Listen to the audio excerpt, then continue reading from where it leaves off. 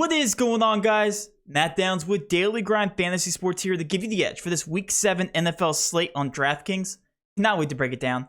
If you guys are brand new to this channel, we provide both free and paid content for all daily fantasy sports across all sports. If you could please show your support by hitting that subscribe button, notification bell, and of course smashing that like button for all of our future NFL content. If you would like to know more about becoming a better DFS player and taking down that big GPP, head over to www.dgfantasy.com. On dgfantasy.com, we give you cheat sheets for every major sport along with ownership projections, actual projections, and strategy for every single slate. We also cover optimal cash plays as well as preferred GPP plays and stacks for specific contest sizes. We do the dirty work for you. We are also currently partnered with Fantasy Cruncher, the best optimizer in the industry. When signing up for our $30 package, you also get a $20 credit to use towards any Fantasy Cruncher product. We provide the best value in the industry. And now let's go ahead and dive right into this Week 7 NFL slate here with Kevin. Had him in the first look video, but this time around we have ownerships. We have a good idea, a good direction. We have a little bit more updates here in terms of injuries, Kevin. So let's go ahead and talk the overall slate. We're going to go position by position like we normally do. Starting out at the quarterback position, we have a top-owned Patrick Mahomes. I feel like this is the first time we've seen this, despite his price tag, Kevin, at $8,400, but it makes sense. I mean, this team is horrible on defense. It's going to be all Patrick Mahomes. It's all these offensive weapons. It has to get done through the offense if they're going to win this game versus the Titans. Right now, the spread is at a 4-point spread, which makes it very intriguing because this did open up at a 6-point spread, Kevin, so it's going to be a little bit more competitive. That and the over-under rose to a 57.5. This is expected to be a crazy shootout, somewhat competitive because it's now at the Titans Stadium, or well, it is at the Titans Stadium, and both these defenses stink, Kevin. It's gonna be a lot of Derrick Henry. It's gonna be a lot of Patrick Mahomes. Two different positions, a lot of offense. Patrick Mahomes. Do you believe in him at 11.5% ownership? Are you paying down for Matthew Stafford or somebody who we thought was going to dominate the ownership board, and Jalen Hurts against the Las Vegas Raiders?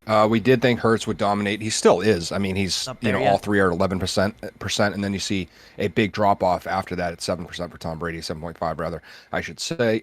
Here, what's the highest point spread you've seen all year, Matt? You mean game total? Yeah. This would be the one. Or not point spread. Yeah, sorry, game total. Yeah, this would be the one, 57.5. This would be the one. Yeah, I was going to say, what do you consider a high good target? Mine is like 52.5. Anything over 50, in my opinion, is pretty good to target. It's good. Yeah. Yeah. I think 52.5 is in that range. That's always where I'm like, this should be an absolute bloodbath. Yeah. So that is insane. Obviously for good reason. It's by far the highest on the slate. That's another noteworthy thing because the next highest is going to be the Rams here versus Detroit, and the Rams are expected to steamroll them, so it's really not supposed to be competitive. So this is a standout shootout game. 100%. Do you know which defense is allowing the most DraftKings points to opposing quarterbacks? Would that be the Chiefs? That is the Chiefs. Do you know which is allowing the second most? No, I don't want to talk about it. Let's go. Continue on. No, it's the Titans. Oh, is it the Titans? Okay. So it's the Titans. So this is 32 versus 31 in terms of opposing quarterbacks. That makes sense. The point spread. I know you were sad. I know you were scared that I was going to say. When Tua is lighting us up, there's a problem there. So. So this is literally 1 and 2, or should I say 31 and 32. So I definitely like. I like Patrick Mahomes. I think he's safe. He's got a very high floor. I think Hurts is pretty safe now, as well. And to be honest, I know historically Mahomes is safer, but you can't tell me that he's not just as safe right now in Jalen Hurts. He doesn't have the ceiling, but we're looking for safety right now, right? For cash games, we're looking best bang for your buck, and I think the best bang for your buck is still going to be Jalen Hurts. It's a matchup that he should do well in, and to be fair, his ceiling isn't that much farther off than Patrick Mahomes just for his rushing upside. He's never going to get the 5 touchdowns and 400 yards in a game. That I shouldn't say never, but probably not ever going to do that. At least, on a consistent basis like Mahomes can, but his rushing upside makes it so he can hang with him. He has a 32-point game this year. He has a 29-point game this year, and his lowest game is 22 points. So, I mean, I'm going back to Jalen Hurts, going to the well. Here's my thoughts, Kevin. If you fade Patrick Mahomes, you better have Kelsey. You better have Tyrique Hill. You better have Darrell Williams. You better have Derrick Henry on the other side of the ball. Okay. You need to have some piece of this game. I don't care what it is in cash, okay? And we all know when we get to Travis Kelsey, we're going to talk about him, the entire tight end picture. But Patrick Mahomes, if you fade him here, you better have some exposure to those Chiefs at some point because this game is going to shoot out. There's no questions about this. Whether they score 25 plus points, whether they score 40 plus points, this is going to be guaranteed points at some point in this game. So Patrick Mahomes, yes, I don't know if I agree with you saying that Jalen Hurts is safer, but I think that both are very safe, and I agree with that. I don't think Jalen Hurts is safer. I don't. Okay. I'm saying it's better bang for your buck. Better I bang think for if your they were buck. the same price, I'm taking Mahomes. But I'm saying I think Jalen, in terms of even like safetiness. But I just think there's a huge price tag difference, $1,500, right? Yeah, sure. So and that's why we're I talking. want to go on record saying I don't think Jalen Hurts is safe. Okay, you made it sound like that. That's why I was like, no. It's just a pricing thing. If I said that, I misspoke. Patrick Mahomes is scoring 2 touchdowns in this contest at least. I will say that, unless they decide to run the red zone every single time. But Jalen Hurts can easily get it done, and he might score 2 touchdowns with his legs. So I do like his upside. I like Jalen Hurts. Matthew Stafford's kind of a head scratcher because, again, I do hesitate on them going to the run very early because it still is a 16-point spread. It did come down a little bit from the 18-point spread, Kevin, that we saw earlier in the week. So it's still supposed to be a blowout, though. I think that's it for cash. It's very obvious. I had the top 3: Patrick Mahomes, Matthew Stafford, and Jalen Hurts all thumbs up, all green light for us, and we got that right, Kevin. So let's move on to some GPPs. Derek Carr, we talked about before the video, just an average quarterback in a very favorable matchup here. Supposed to be competitive, 6K, good salary saver. We talked about him. Kyler Murray's still down there. Really, it's very straightforward. Like, these guys aren't crazy GPP options in my opinion because of the ownership. The ownership says that they're just slight drop-offs, but I like them for pivots here in bigger GPPs. Other than that, there's not really anybody that stands out to me. It's kind of interesting that Ryan Tannehill is this low, but you can't really trust that offense, I would say, in just big GPPs because it's going to be all Derrick Henry. We've seen the exact same thing. If you think that the wide receivers are going to be healthy there for Ryan Tannehill, yes, I do like him, but $6,400, it's a bit expensive. I'd like to see him in that 5K range before I start taking stabs at him. Is there anybody else that you're considering here for GPPs in terms of quarterbacks, Kevin? Matt, I agree everything you just said. Couldn't agree more. I love, that you talked about Ryan Tannehill because that's what I want to bring up, being just perpetually overpriced. I see him all the time. It's just, this is a great matchup, but 6,400. He's been the lowest he's been this year is 6K, and it was last game. Now he's back up 6,400. Super favorable matchup. We know this, but Matt, his scores are just not good. He's only cleared 20 once, so I don't like him for GPPs. I don't clicking with Derrick Henry only.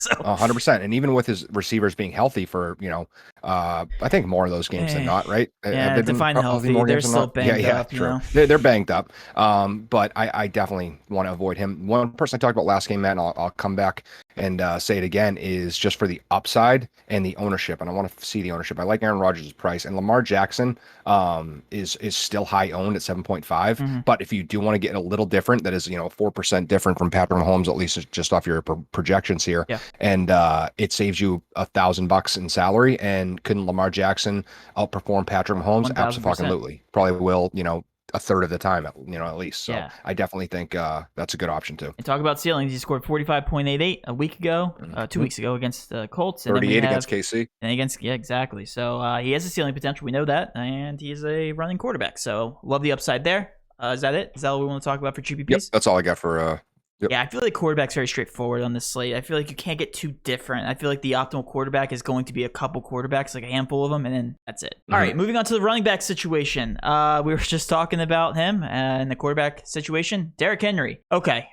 this game, guys, if you want to get contrarian, just fade this game. Just fade it completely and hope that it doesn't shoot out. It probably will, but Derrick Henry here at 9.2K. Something that we did predict. We did predict that Derrick Henry would be one of the highest owned quarterbacks, or running backs rather. But I was a little hesitant on his price tag. Again, it was just because I was thinking from a casual perspective. But yes, it makes sense. 9.2K. All I have to do is pull up his game log. You guys can look at it, and I don't need to say anything else.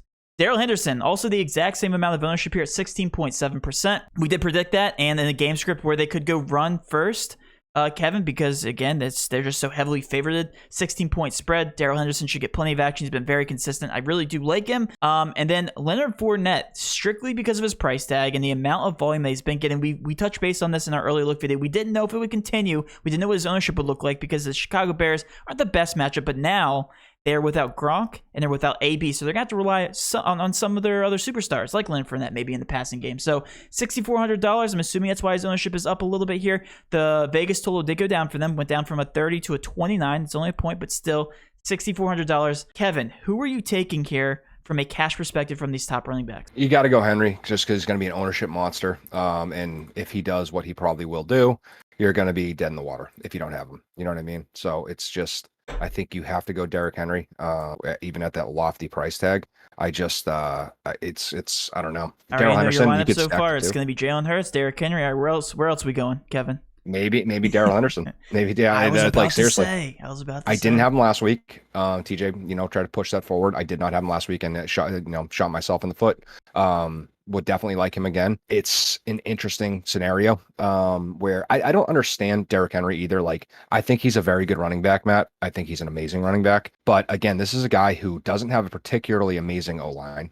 You know what I mean? It's okay. They got some hitters. They got Taylor Lewan, all these good guys, but it's not amazing. And then they have a defense that can't stop shit. So it's weird that with all the different negative game scripts they have, that the ball just starts and goes through him. You know what I mean? And again, I think Derrick's amazing, but again, he's also averaging 4.8 yards a carry. You know what I mean? Which is obviously very good, very healthy, but it's not like, a guy averaging 6.5 yards a Adrian carry. Peterson or anything, Yeah, it's not like the second coming of Christ that we've never seen anything like this before. It's just he's consistent, and I think it's just funny that I don't think there's any variables out his team or otherwise that are going to change his production at this point. I mean, I think he's just going to keep doing this. I think he's going to clear 2,000 again. I really do. I don't see anything that's going to change it. I mean, the one thing I can give Derrick Henry the most credit for, which again, I love him. I think he's great. But one thing I really like, he's very good at lowering his shoulder and making sure they hit his body. We talked about this. Yeah. And not getting hit in the legs. So he preserves himself. And obviously he's huge. So getting hit in the body isn't too big for him. Yep, it helps too. So by staying healthy is a part of the game, and that's a talent. We see a lot of running backs who are talented, but they're idiots and they don't know how to fucking take a hit. You know who's going to die by the age of 30? Joe Burrow. Joe Burrow. Did you see the hit he decided to take? I was watching that game last week. Yep. Sorry, Bengals fans, but you better look for a new quarterback. That dude has the shelf life of a friggin' gallon of milk. Yeah. Like, he is going to be toasted. Like, he dropped and he got smoked for it and had to and that's when he got pulled off to the side. It was like, dude, what are you doing? Like, you just came off a season-ending injury. Like, anyway, I digress. All over again. Yep. It was just frustrating. He's so talented. You got to respect Tom Brady yet again for another thing he's good at. That dude just drops whenever he sees somebody. Not getting hit. Yeah, he's like, nah, fuck that. Yeah.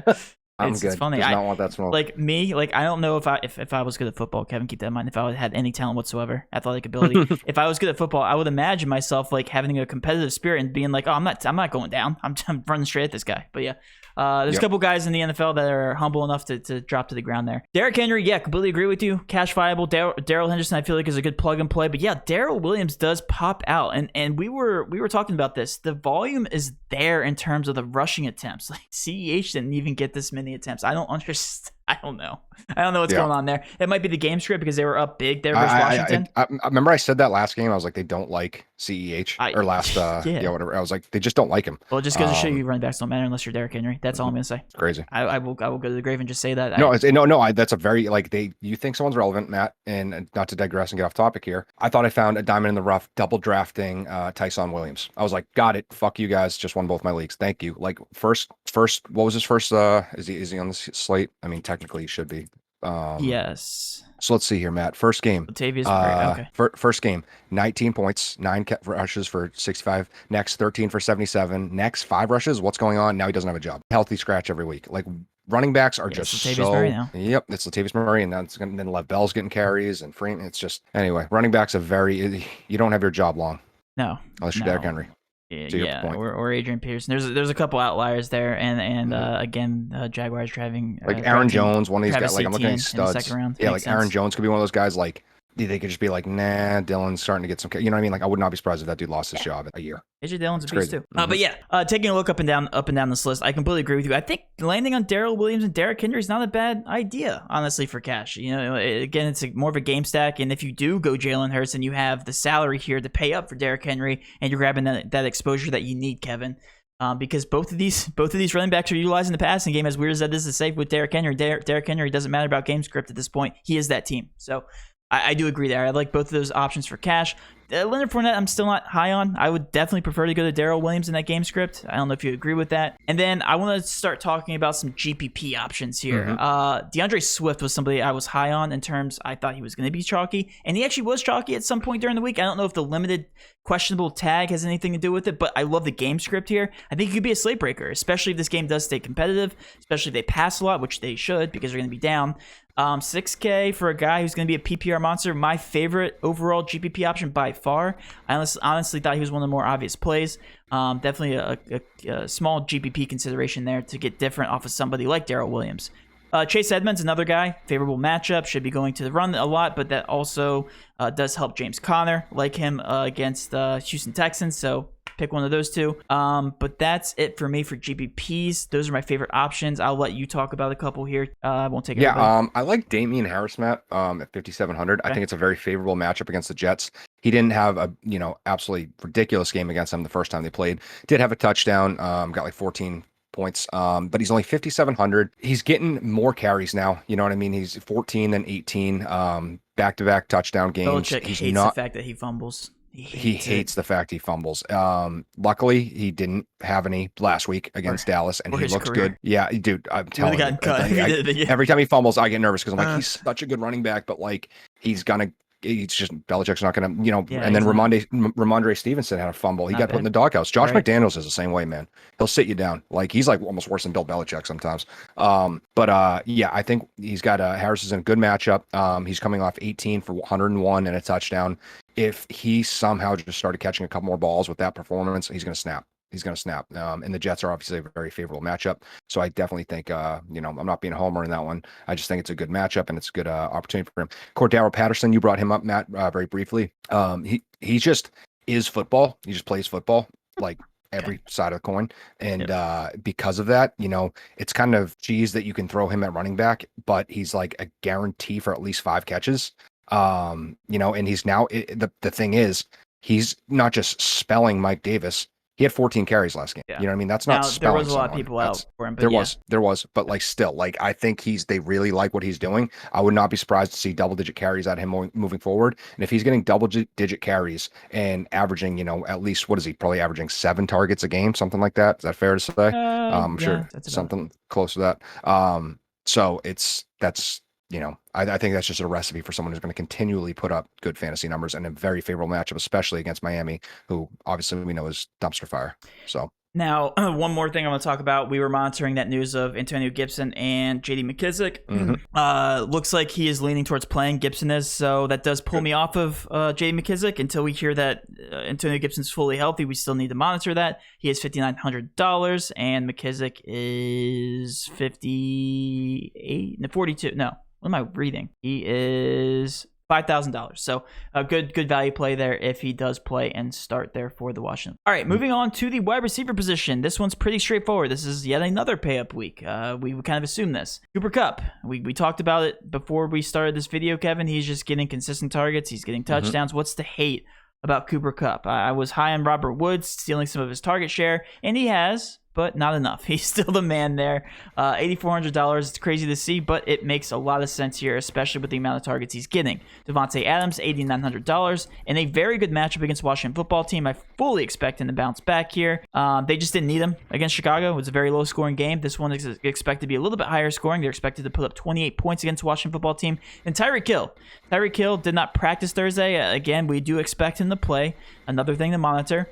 $8,600 is just like these wide receivers, they all make sense, Kevin. So who are you prioritizing here from these top tier wide receivers? It's funny, Matt, as you said that I was trying to see where, Stafford fits in for passing attempts this year. And I just, by the way that Cooper Kupp is doing, Higbee's doing okay. Robert Woods has, had some decent moments, especially over the last 2 games. I assumed, as you were talking there, I assumed Matt Stafford would be higher on the list for attempts.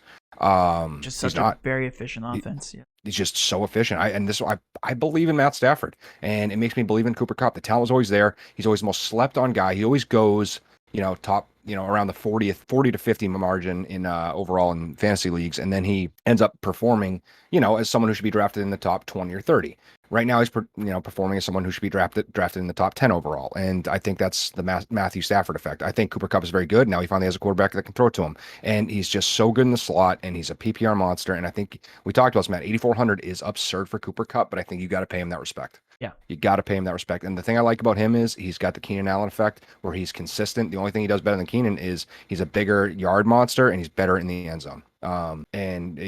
Keen's probably just as good as a PPR guy, but I definitely like Cooper Kupp's ceiling and floor. Devontae Adams, obviously, is Devontae Adams. So I love that. I like that there's a little bit of a price drop, and he's not 9,000 again. You know what I mean? 8,900 is not much of a price drop, but it's just seeing 9,000 at a receiver is just so tough, even if it's for someone as good as him. He definitely burned us last week. I had him last week. Doesn't But matter. it's tough when I am too, because I had him 2 weeks in a row, and the week prior he had 41 points. I think he's going to just continue to be more consistent moving forward. He kind of does this and he heats up and he just is a rolling stone, just unstoppable, just got momentum behind him. Tyreek Hill, Matt, at the third. Do you talk about Tyreek at all yet? Yeah, I mentioned him, but I barely. I'm sorry. I barely. Tyreek Hill, I don't like for cash games, Matt. I don't, as much as he's becoming more of a target monster and he's getting the receptions, and we saw last year he didn't have nearly as many floor games as we saw in maybe his 2019 campaign. He's back to the floor games. He's back to hit or miss. I mean, it's insane that this guy has 90 points between 2 games this year. 90 points between 2 games. But then he has a 6-point game, a 10-point game, a 14. And 14, it's not bad by most standards, but by Tyreek Hill and paying $8,600 for a wide receiver, that's bad. That's what happens when your defense is so bad and you need to throw long bombs the entire game. So. And that's what Tyreek Hill does. So it's crazy, man. It's absolutely crazy. Like, he has a 50-point game and a 40-point game. Unbelievable. Yeah. But I'm not going to touch him in cash. Yeah, I mean, boom or bust. I completely agree with you. I think I do prioritize Devontae Adams over Cooper Kupp, just because historically, he's a safer option, and it's just crazy to see. As much as we talk about Cooper Kupp's targets, like, just look at Devontae Adams. Other than last game, 16, 11, and 18, 3 games in a row. Yeah. Like that's actually crazy. But yeah, and we know Aaron Rodgers likes to force it to Devontae Adams whenever he can. The one thing I have to say about the Rams is they do have a lot more weapons than the Green Bay Packers. A lot more variables there. Moving parts. Darrell Henderson should be a good part. Should be in the game a lot more. Should be more involved there. So I do like him, and I like Devontae Adams to be kind of singled out a little bit more in this contest here, Kevin. Right now it's 28 over under for them, and it's an 8-point spread. So technically it's supposed to be a little bit more competitive. So that does play in Devontae Adams' favor just a little bit more. All right, moving on to some GPP plays. Even though he's not that far down on the list here, we have DJ Moore. Industry averages have him projected as the 5th highest wide receiver overall in terms of points, and in terms of ownership, he's 1, 2, 3, 4, 5, 6. So there's a little bit of discrepancy there. Like him as just an overall pivot because of his targets. Don't really need to talk about that anymore. Did project him to be one of the higher owned guys. I'm not that far off. Brandon Cooks is also somewhat up here. I like him more as a small GPP pivot. 6K targets alone. Love that. And all these guys have talked about. We've been pretty consistent in terms of nailing these targets, Kevin. We've smoked wide receivers this year, honestly. Yeah, I mean, even Jacoby Myers was up here. I called that just because of his price tag. I won't say any more because I'm taking all the wide receivers. But who do you like for GPPs, Kevin, if you're looking to target some of these wide receivers? I don't know, man. There's a lot of good ones. I like. Oh, I just saw another one. Another one. I like McLaurin at 6,900. I don't know if that was one of them. Nope. You were talking about or they're thinking about, but I love McLaurin at 6,900. I think that's just too cheap for him. They should have to pass this game a lot. Obviously, Packers you can throw in a little bit. They're not the best or the worst. Jamar Chase, we talked about his pricing, Matt, 6,200. The kid's playing out of this world. I don't even hate him for cash. Nope. He's very consistent right now. Yep. I'm a T Higgins guy, but Jamar Chase is just crushing it. T Higgins at 4,900. I think it might be time for me to pass the gauntlet because it's crazy after 7 games or 6 games. Yeah, I mean, to be fair, T Higgins missed also. He's hurt. He's played in 2 games actually healthy. Sure. But and in those games he had 16, 17. So it's not like T Higgins wasn't, but I agree. I mean, I think it's more so what Jamar Chase is doing is just so damn impressive. So I definitely saw the next line. Someone I want to talk about, I know Sterling Shepard's banged up, but so is that entire fucking team. That whole team is just dead to the world. With Kenny Golladay out, Kadarius Toney out, and in the games where yes, Kadarius Toney I believe is officially. Let me check. Won't play in Sunday's game due to an ankle injury. So yeah, I definitely think that puts Sterling Shepard at 5,600 on my radar. I mean, his 3 games where he played full games, he got hurt in the Atlanta game, I believe. 18, 18, 27. Target monster. When he's only one on the field, this is who Daniel Jones looks to. So, I mean, you look at the targets, Matt, 9, 14, 10. So I definitely think Sterling Shepard is perpetually slept on, and he's someone to target as long as people stay injured, which is not what I want. But if it happens, then that's the guy you go after. Right. I will say this. I had this take to TJ, and I haven't mentioned it to you, and that's the reason I'm bringing it up here. Toney. When I was watching him, I watched him probably the entire game when he played. I think it was Dallas. I think it was when he had his good game. He was the only wide receiver that was really active in doing anything. I picked him up the week before, by the way. Cha-ching. Yeah. You're gonna be like, your jaw's gonna drop. I think Tony is the best wide receiver I have seen since Stephon Diggs in terms of route running, since entering the NFL. My. In terms of a rookie. Really? He is okay. so good. He was so open every single. They were showing replays, and he just, dude, he burnt. Again, it's the Dallas Cowboys. He was burning Diggs on the other side of the ball, but he was just, dude, they were lost. He was one of the best wide receivers in terms of route running that I have seen in a very long time. In terms of a rookie, obviously, I'm not comparing him to some of these vets, but I'm talking about rookies. Dude, if you have time, go look up on YouTube just Tony highlights from the NFL season, not even college. He is something special, and he is a fire lit under him. I'm really excited to see him in the NFL, and the Giants have a future just in terms of their wide receiver core if they can stay healthy. It's insane, dude. Which is so it sucks good. Because this has been like 4 years in a row. And then I remember literally, like I said, when they were playing specifically, I remember they were playing the Broncos. That's how much it's stuck in my mind. Like 2-3 years ago, I was actually in New Jersey at a Pats game, and they were starting like me, my dad, and my uncle out there. It was like not their first three. It was like the next three were hurt, and it was just like I felt so bad. I was like, dude, they don't have anybody. I hope that doesn't happen again, because if you think a healthy Kadarius Toney who just keeps popping off, healthy Sterling Shepard, and then a healthy, I'm a big Kenny Golladay guy. I believe in his talent. He's good. He's good at football. That'd be disgusting. Daniel Jones, I think Giants could have a turnaround season. And Daniel Jones was really good at singling him out. He was good at finding while he was open, which I was surprised on, because I'm not a huge. I think Daniel Jones. I told you, I don't think Daniel Jones is a bad quarterback. Yeah.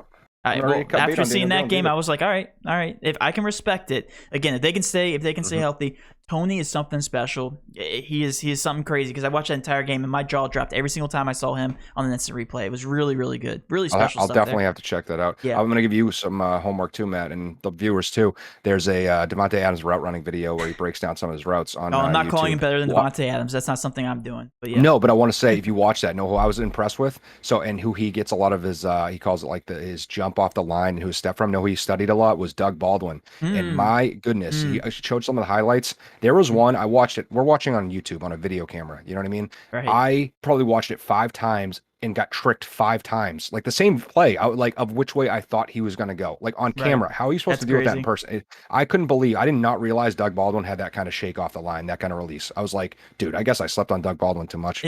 Crazy. Any NFL wide receiver, but yeah, Tony will have that same effect on you. It's crazy, dude. It is crazy. Okay, I'll check that out. Jamar Chase, you mentioned. Mike Evans is somebody I want to mention, Kevin, because AB's I was going to out. say, did you talk? Sorry, not to. No, did you talk about Godwin at 5,900? I didn't yet. No, I was going to talk about Tampa Bay as a whole. But yeah, I mean, one of those two is going to snap. They could be the slate breaker there at $6,500 and $5,900 there in Godwin. Tom Brady has 2 red zone targets gone, right? If you want to consider AB one, AB has found the red zone a lot this season. So AB, Gronk out. We know Mike Evans is still one of his favorite targets in the red zone, and Godwin has been very successful there in the open field. So without those 2 options, and plus that gives a slight bump to Fournette, I would assume there in the red zone. I think everyone gets a bump. Do you know how many targets AB has over the past 3 games? I should know this, but I don't. He's 32. Yeah, 32. 32 over and again, he's only on the field 60%. 60% of the time. That's just crazy. But yeah, I do like the Bucs wide receivers there with Mike Evans and Godwin, and they are low owned right now. I do expect them to come up a little bit, but if they still continue to be down there below 10%, that's criminal, Kevin. I think that's your slate breaker right there. I really do. And is that it? Is that all we want to talk about for wide receivers? Devontae Smith is another guy I just want to mention, throw out there. And then we'll go ahead and move on to the tight end spot. We have Travis Kelsey. This one's obvious. Right now, projected industry average at 20 points. That's, guys, he's projected at 20 points. Just let that sink in. Projected. Okay. Travis Kelsey, 14.2% owned. 7.6K. Doesn't make sense. Darren Waller next on the list. Mark Andrews. Kevin, I know you like talking about tight ends. Ricky Seals-Jones is also there, so I'm just going to let you take the floor for GPP pivots other than Travis Kelsey. I talked about Goddard, Matt. I think Goddard obviously makes an intriguing play now that now that Ertz is gone. Yes. I'm just looking at him at 4,600, and I think he's going to have a big game. And then my boy Mike Gesicki.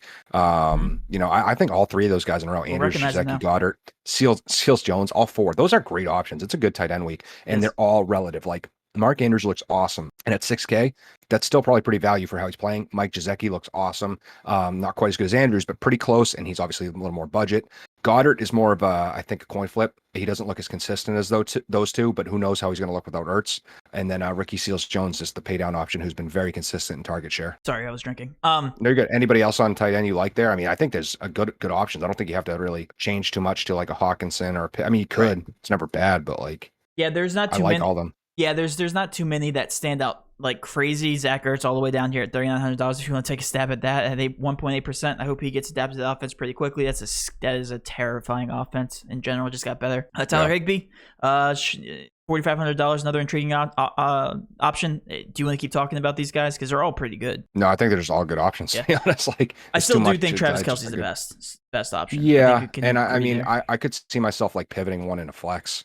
Yeah. I think you got to lock in Kelsey every week for you, dude. It really is, and it does so well. Dude, the week I didn't was last week because all those stupid good running back options, and it's a week I didn't cash. So there you go. Who would have thought that tight ends are more of a safety valve than no pun intended, safety valve than running back? It's crazy. You know what it is? I think it's just something to do with their pricing for their target share. Like you look at like Gesicki at 4,700. Go find a running back and wide receiver at 4,700. It's going to be disgusting. It's going to be like Kendrick Bourne or something. You know what I mean? Right.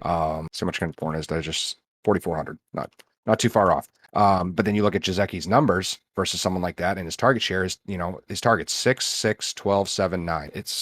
That's a lot of bang for your buck, man. And technically, Ricky Seals-Jones is on the field more than Terry McLaurin for that offense. So it just goes to show you at $3,700, you're getting a lot of bang for your buck. So yeah, I mean, I completely agree with you there. But yeah, Travis Kelsey and then everybody else, there's a lot of good options. I might not limit my pool to just Travis Kelsey this week. That's all I'll say. And then last but not least, we have defenses. Defenses is a very obvious standout option. We commented on this before. The Cardinals made the top 10 in terms of ownership, and that's because they're playing the Houston Texans. Texans are that bad. They're projected to score 15 points against the Cardinals. That might even be a little too much.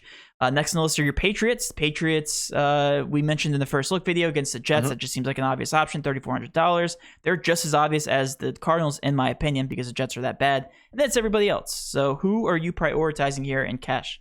Cards are just set up for smash spot, and they're not that expensive. It's gonna be hard to avoid that. They're obviously amazing undefeated team facing one of the worst offenses in football. They have really good defensive prowess this year, and they're third, I think, in least points allowed in the NFL. Yeah. So they're averaging 18 points a game against. I think they're just safe if you can afford 3,100 for a defense. I don't hate it. I think the Pats. I like them more than the Pats. The Pats can't have a bad game. It's the Jets. But still, the Pats have not looked as good the past couple of games. Stupid plays. The Jets are so bad. I think the Pats are fine. I'm not worried. This is like, if they did terrible this game, this would be the one I'd black out and worry about. The other defense that we talked about, Matt, that I don't hate as a Pats fan is the Jets, just because the low octane offense of the Pats. So the Jets are 2,400. They're going to lose. Like, sorry, Jets, you're going to lose.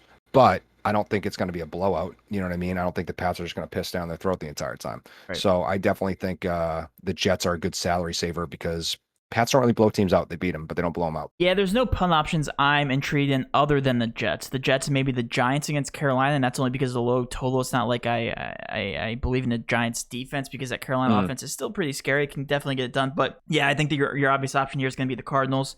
They are cheaper than the Patriots, and the Patriots have a little bit higher of a Vegas total here. So that doesn't make sense to me. It should be flipped there in terms of the price tag, which would make it harder. But yes, I think the Cardinals are your obvious choice here at $3,100. I can buy the Giants too, Matt. Yeah, they keep the game's pretty close for the most part, Yeah, and the Panthers haven't been explosive as of recently.